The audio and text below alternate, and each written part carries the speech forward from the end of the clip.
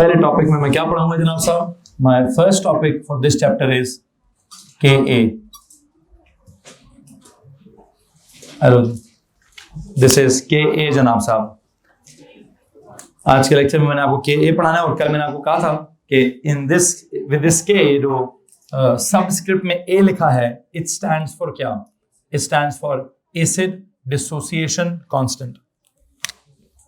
This is acid dissociation constant. Okay जी, अभी जो मैंने के ए का नाम लिखा है acid dissociation constant, I think मैंने 3 वर्ड्स लिखे हैं। मैं एसिड को समझाने के लिए अलग नोट्स लिखवाऊंगा, डिसोसिएशन को समझाने के लिए अलग नोट्स लिखवाऊंगा एंड कांस्टेंट को समझाने के लिए अलग नोट्स लिखवाऊंगा। तो मैं कितने कॉलम्स बनाऊंगा? मैं 3 कॉलम्स बनाऊंगा। क्या करें जनाब साहब? सबसे पहले किस बारे में बात करें?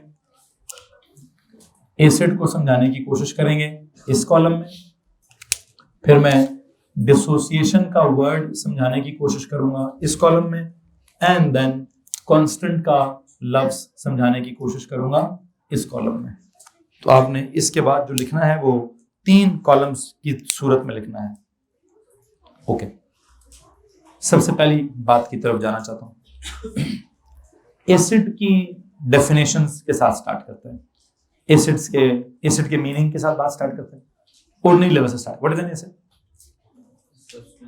It's a substance. Okay, substance में भी is it said that element type substance या कंपाउंड टाइप सब्सटेंस? क्या कोई एलिमेंट है जो एसिडिक है? एनी एलिमेंट जो एसिडिक हो? एक है वैसे, क्लोरीन है, वो एलिमेंट है वो, लेकिन वो एलिमेंट एसिडिक एलिमेंट है। ये मैंने कैसे कह दिया वो एसिडिक एलिमेंट है? उसको पानी में डिसॉल्व करो, अब वो डिसॉल्व होता है कि रिएक्ट होता है? जो कुछ भी होता है, जो रिजल्टिंग सोल्यूशन है वो क्या है? क्लोरीन को पानी में डिसॉल्व करो तो जो रिजल्टिंग सोल्यूशन है, मतलब देखें ना, आप किस चीज को एसिड कहते हैं? किसी भी ऐसे सब्सटेंस को जिसको पानी में डिसॉल्व करो और रिजल्टिंग सोल्यूशन का पीएच 7 से क्या हो जाए? एसिड होगा ना। ठीक है, तो अगर मैं कहूँ जी मैंने क्लोरीन को पानी में डाला है, अब इसने रिएक्ट किया तो उसने डिसॉल्व किया, मेरी बला से क्लोरीन को पानी में डालने से हुआ क्या है? पानी का पीएच 7 से नीचे आ गया तो एसिड नहीं होगा। हाँ, उसकी डिटेल केमिस्ट्री अभी है कि सारा वो क्लोरीन असल में पहले पानी के साथ रिएक्ट करती है, क्या बनाती है? HCl प्लस क्या? HClO। और अगर याद हो तो इसका एक आइडेंटिफिकेशन टेस्ट होता था, it turns blue litmus paper red and then it bleaches it away.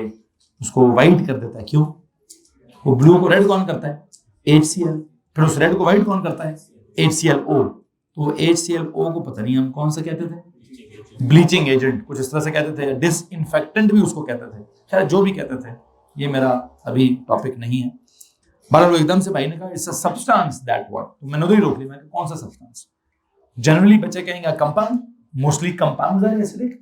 उसमें HCl की बात कर लें, HNO3 की बात कर लें, H2SO4 की बात कर लें, H3PO4 की बात कर लें, H2CO3 की बात कर लें, CH3COOH इसकी बात कर लें। इन तमाम कंपाउंड्स की क्या सीन है? इनको जब आप पानी में डिसॉल्व करते हैं तो क्या होता है? या तो आप ये कहेंगे सर रिजल्टिंग सोल्यूशन का pH लेस देन 7 होता है, या फिर आप ये कहेंगे सर ये पानी में डिसॉल्व करके हाइड्रोजन आयंस प्रोड्यूस करते हैं, या फिर आप ये कहेंगे सर ये असल में पता नहीं क्या होते हैं, प्रोटॉन डोनर्स टाइप चीजें होती हैं। क्या होती है जनाब साहब?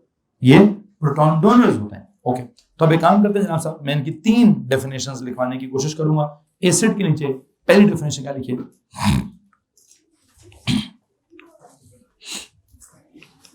लिखिए जी, it's a substance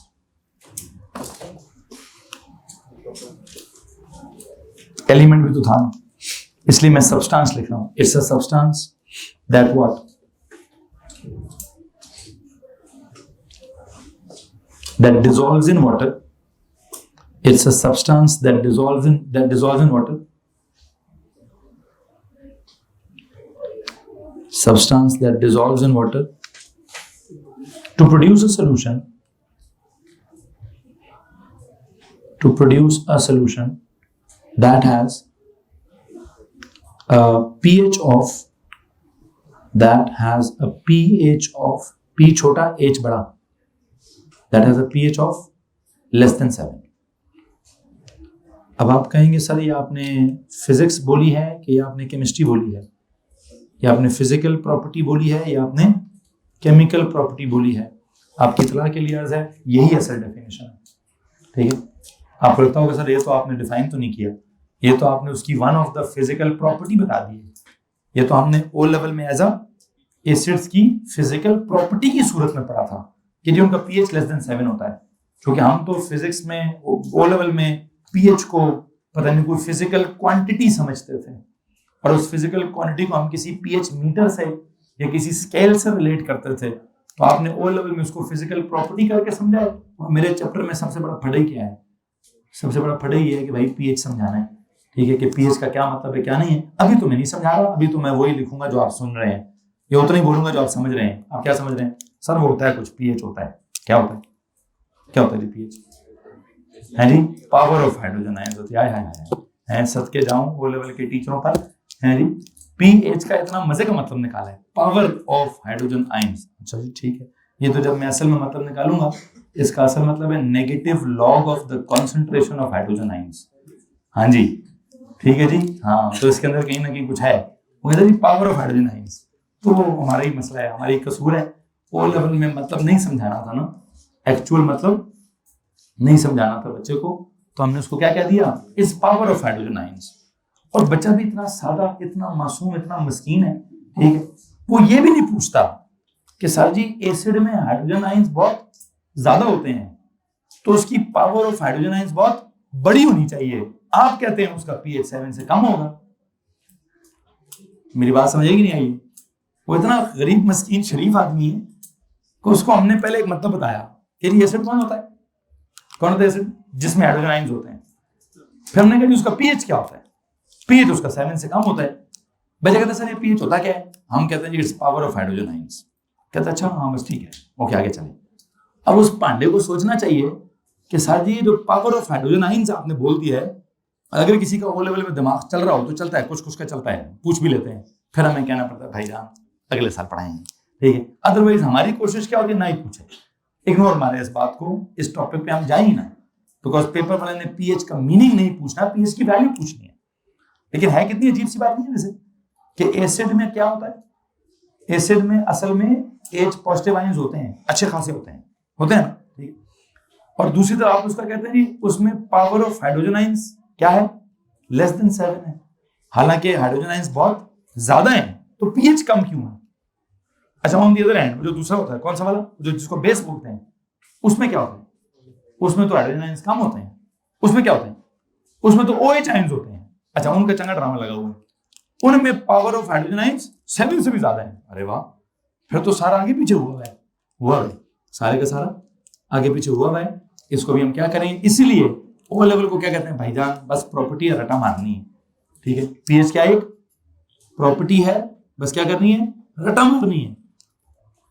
A level में एएस लेवल भी होता है और फिर A2 लेवल भी होता है। और ये A2 लेवल किस चीज के लिए होता है? जहां जहां जो जो टेक्निकल गलती की है, जहां जहां जो जो छोड़ा है, उसको मुकम्मल करने के लिए तो A2 होता है। वजन पूरा करो, आप सही करो, सुथरा करो, कंप्लीट करो, जहां जहां जो छोड़ा उसको पूरा समझो। तो देखते हैं जरा मेरा इसके ए का एंड किधर होगा, के ए का एंड मेरा ये पीएच के मीनिंग पर, या पीएच की अंडरस्टैंडिंग पर, या पीएच के असल फार्मूले पर, और पता नहीं पीएच के असल से भी हम थोड़ा सा 2-3 स्टेप्स आगे ही जाएंगे, देखते हैं क्या करना है क्या नहीं करना। बहरहाल एक मसला मैंने आपके सामने रख दिया है, ठीक है। आप कहते होंगे सर ये तो आपको नहीं लिखवाना चाहिए थी डेफिनेशन, लेकिन मैं यही लिखवाऊंगा कि जिसका पीएच क्या है वो लेस देन 7 है। चलें, आप वक्ती तौर पर बेशक इस डेफिनेशन को प्री ऑर्डिनरी समझ लीजिए। आपके सर हम तो ये ओ लेवल में भी लिखते थे, हम तो ओ लेवल में लिखते थे क्या, a substance that releases hydrogen ions as the only positive ions when dissolved in water. I think ये ओ लेवल का जुमला है। एएस में कहते थे सब्सटेंस दैट इज प्रोटॉन। मतलब 3, आप एक काम करिए, जो भी आपने जुमला लिखा आप लिख दें उसको, आप उसको बोलें this is pre O level. जुमले के अंदर लेकिन प्री ओ है, कोई मसला नहीं। जुमला जो लिखा है उसके एंड पे या स्टार्ट पे लिख दें प्री ओ है। अच्छा अगले जुमले पे जाएं, अगले जुमले क्या लिखूं, a substance that releases a substance that releases. अच्छा एक काम करते हैं, अभी ना सब्सटेंस के अंदर आपको पता है क्लोरीन को छोड़कर सारे सब्सटेंसेस क्या हैं, कंपाउंड्स ही हैं. आई बिलीव सब्सटेंस के साथ ब्रैकेट में कंपाउंड लिख दें, सब्सटेंस भी लिखा रहने दें लेकिन कंपाउंड भी लिख दें. It's a substance that what, that releases hydrogen ions, bracket में लिखें H positive ions, hydrogen ions मतलब H positive ions, as what, as the only positive ions, as the only positive ions when dissolved in water, as the only positive ions when dissolved in water, when dissolved in water. ये आपके पास मेरे ख्याल से कौन सी definition है जी, पानी में dissolve करें क्या निकला है, H पॉजिटिव आयंस आ जाएं एज द, ये मैंने क्यों लिखा है as the only positive ions, चूंकि नमक डालोगे पानी में तो क्या होगा, Na पॉजिटिव होगा और पानी वाला H पॉजिटिव उधर भी होता है. H पॉजिटिव बेटा नमक के अंदर भी होगा कि नमक को पानी में डाल दिया तो नमक का आयनाइजेशन होगी Na पॉजिटिव Cl नेगेटिव, और पानी की भी हो जाती है साथ साथ H पॉजिटिव, तो H पॉजिटिव उधर भी है Na पॉजिटिव भी है. दो पॉजिटिव हों तो एसिड नहीं होता. एसिड कब होता है, जब आप HCl को पानी में डालेंगे तो क्या होगा सर जी, वो जो H है HCl वाला H वो भी H पॉजिटिव बनेगा, पानी वाला H वो भी क्या बनेगा, वो भी H पॉजिटिव बनेगा. तो द ओनली पॉजिटिव वहां सिर्फ H पॉजिटिव होंगे, उनको हम क्या कहते हैं, उनको हम एसिडिक सॉल्यूशंस कहते हैं. तो हमने क्या लिखा जी, अ कंपाउंड और a substance that releases hydrogen ions as the only positive ions when dissolved in water. तीसरी तरफ आ जाइए, ये जो भी आपने लिखा वो O लेवल की डेफिनेशन आ गई. तीसरी क्या सब्सटेंस, तीसरा जुमला लिखिए जी, a substance that acts as क्या, that acts as a proton donor in any reaction. किसी भी रिएक्शन में अब H प्लस निकाल रहा है कि नहीं निकाल रहा, अगर आपको ये फीलिंग आती है कि उसने उस रिएक्शन में प्रोटॉन डोनर का काम किया है, मतलब उसका H प्लस निकला है और किसी ने उसको एक्सेप्ट किया है, तो जिसमें से निकला है वो क्या होगा, वो एसिड होगा, और जिसने एक्सेप्ट किया होगा वो क्या होगा, वो वैसे बेस होगी. बहरहाल मैं समझता हूं ये आपकी तीन डेफिनेशंस हैं. पहली वाली क्या, पहले क्या लिखिए जी, आपने लिखा है जनाब साहब वो क्या होता है, pH इज लेस देन 7. फिर दूसरा क्या लिखा है, releases H positive ions when dissolved in water. और तीसरा क्या लिखा है, that acts as a proton donor in क्या, in in any reaction. Like जरूरी नहीं कि डिसॉल्व होने वाला रिएक्शन, कौन सा वाला, किसी भी रिएक्शन में. ओके, मुझे लगता है मैं आपके पहले कॉलम में से सबसे ज्यादा इंटरेस्टेड हूं इस लफ्ज में, डिसॉल्व इन वाटर में.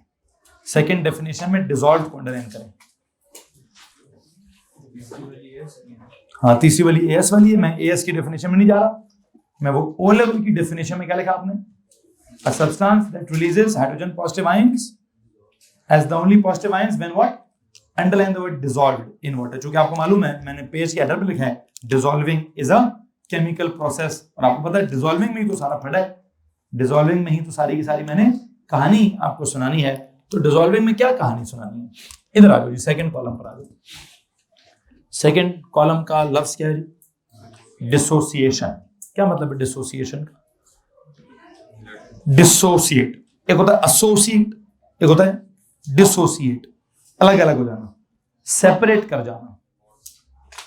किसका सेपरेट कर जाना, किस में, किसी भी, वैसे तो स्पेसिफिकली आयनिक कंपाउंड का आयंस में स्प्लिट हो जाना, या फिर पोलर कोवेलेंट कंपाउंड का आयंस में स्प्लिट हो जाना. कब कब जी, जब आप उसको क्या करेंगे, पानी में डिसॉल्व करेंगे तो उसका स्प्लिट. अच्छा, वैसे स्प्लिट होने को कुछ और भी कहते हैं, इसको आयनाइजेशन भी कहते हैं. क्या कहते हैं जनाब साहब, तो एक काम करेंगे, डिसोसिएशन को अंडरलाइन करें. देखिए जी, it is a splitting up, it is the splitting up, या स्प्लिटिंग अप के साथ ब्रैकेट में लिखें separation. It is the splitting up या सेपरेशन ऑफ क्या, of a compound. Is the splitting up या सेपरेशन ऑफ अ कंपाउंड. कौन से कंपाउंड, ब्रैकेट में लिखिए आयनिक और पोलर कोवेलेंट. कंपाउंड की कैटेगरी कौन सी है, आयनिक या polar covalent is the splitting or separation of a compound, मतलब of an ionic compound or a polar covalent compound into what? Into its ions. Into its ions. When what? When dissolved in water. When dissolved in water. When dissolved in water. तो जो मैंने यहां से dissolved in water का लफ्ज उठाया उसकी मैंने थोड़ी सी एक्सप्लेनेशन क्या दी कि जब आप डिसॉल्व करेंगे वाटर में तो क्या होगा?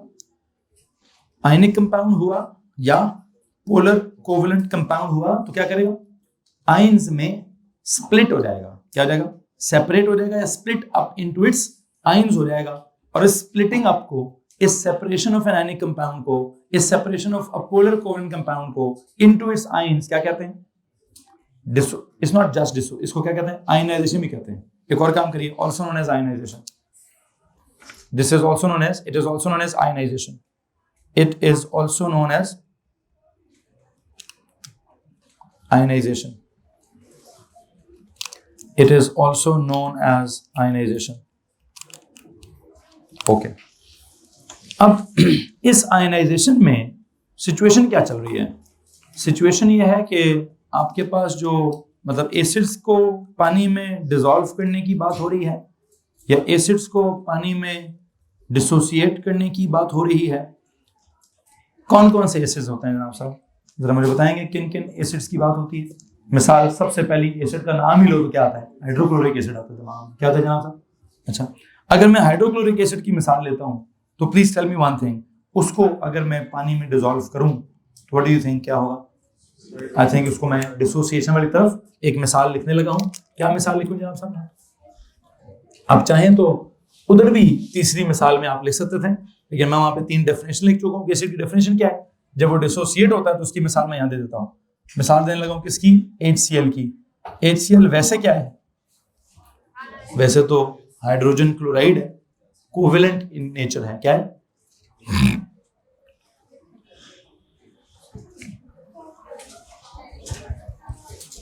क्या करें उसको? डिसॉल्व इन वाटर करें, जो कि क्या है? जो कि लिक्विड है.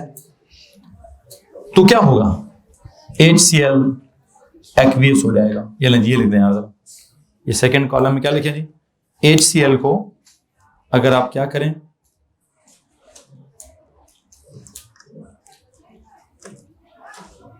पानी में डिसॉल्व करें और वो इस तरह से आयनाइज हो जाए कि आई बिलीव, अगर मैं कहूँ जी कंप्लीटली आयनाइज हो जाए, क्या हो जाए जनाब साहब? अगर आप इसकी एक्सप्लेनेशन मांगेंगे तो पता ये क्या चीज है? This is HCl, H single bond Cl. इधर HCl के क्या है? इधर HCl के गैसियस स्टेट है तो क्या है जी? मॉलिक्यूल्स है. अच्छा, जब आपने पानी में डिसॉल्व कर दिया पानी में तो क्या हो जाएगा?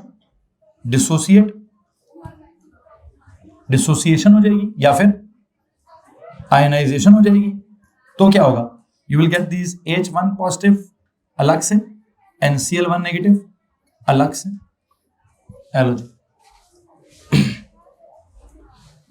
आपने HCl एक तरह से वो लिखा, मैंने इधर मैंने कहा जी यार ये HCl का मतलब असल में H सिंगल बॉन्ड Cl के मॉलिक्यूल्स हैं, जो कि अगर आप चाहें तो थोड़ा कुछ और बता दें, पार्शियल पॉजिटिव होता है, ये पार्शियल नेगेटिव होता है. पोलर मॉलिक्यूल्स है. कौन से वाले? पोलर मॉलिक्यूल्स है. पानी में डिसॉल्व करें, डिसोसिएट हो जाएंगे. किसमें? आयन, अपने अपने आयंस में डिसोसिएट हो जाएंगे. कौन से वाले में? H पॉजिटिव अलग हो जाएगा और Cl नेगेटिव अलग हो जाएगा. और इस एक्वियस का मतलब क्या है? H पॉजिटिव को पानी के मॉलिक्यूल्स घेर लेंगे, Cl नेगेटिव को भी पानी के मॉलिक्यूल्स घेर लेंगे. वो घेरना मैंने आपको पहले से पढ़ाया हुआ है, वो जो क्या बोलते हैं, I think ion dipole force का. अच्छा, इसकी एनर्जेटिक्स में डिस्कस नहीं कर रहा हूं, मैंने की भी है. मुझे बस आपको एक बात बतानी है, ये कंप्लीट एरो क्या रिप्रेजेंट करता है? अगर ये क्या कहते हैं 100% डिसॉल्व हो जाए, 100% डिसोसिएट हो जाए, 100% आयनाइज हो जाए, तो यू नो व्हाट क्या होगा जनाब साहब? इसकी अगर सॉल्युबिलिटी, इसकी अगर आयनाइजेशन, इसकी अगर डिसोल्यूशन, इसकी अगर डिसोसिएशन वो 100% है, ये कंप्लीट है तो हम क्या कहते हैं, या तो हम इसको रिएक्शन को इर्रिवर्सिबल कहते हैं, एसिड को हम स्ट्रॉन्ग कहते हैं, और इस केस में कोई भी इक्विलिब्रियम नहीं होता है। ठीक है, एक काम करेंगे, यहां जाके लिखिए, इधर मैं 3 बातें लिखूंगा जी। If the what, if the dissolution, dissociation या ionization is what? Is complete. That is 100%. Then what? Then the acid is kya?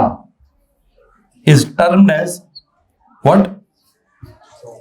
Strong acid. If the dissolution, dissociation, ionization is complete, that is 100%, then the acid is termed as strong acid. और अगर acid को आप strong acid term करते हैं, अब इसको पहले लिखें कि बाद में लिखें, जैसे मर्जी लिखें भाई। इस कॉलम के अंदर मैंने तो ऐसे लिखा, आप पूरा वो जुमला बना के लिखें। क्या लिखें? इफ द व्हाट जी, इफ द डिसोल्यूशन, डिसोसिएशन या आयनाइजेशन इज कंप्लीट, और then the acid is termed as strong acid and its reaction is termed as irreversible, and the reaction is termed as and this reaction is kya? Termed as what? Termed as irreversible. और अगर आपने उसको irreversible कह दिया भाई, then what? No concept of equilibrium. Then this reaction is termed as kya? Irreversible, and there is kya? There is no concept of kya? There is no concept of equilibrium. यहां पे जाके मैं दूसरे column की बात खत्म करूंगा। आप किधर जाऊं? अब जाता हूं तीसरे कॉलम का। अगर क्या हुआ, अगर टाइम पूरा हो गया है, जो टाइम बाकी है इंशाल्लाह कल डिस्कशन करेंगे,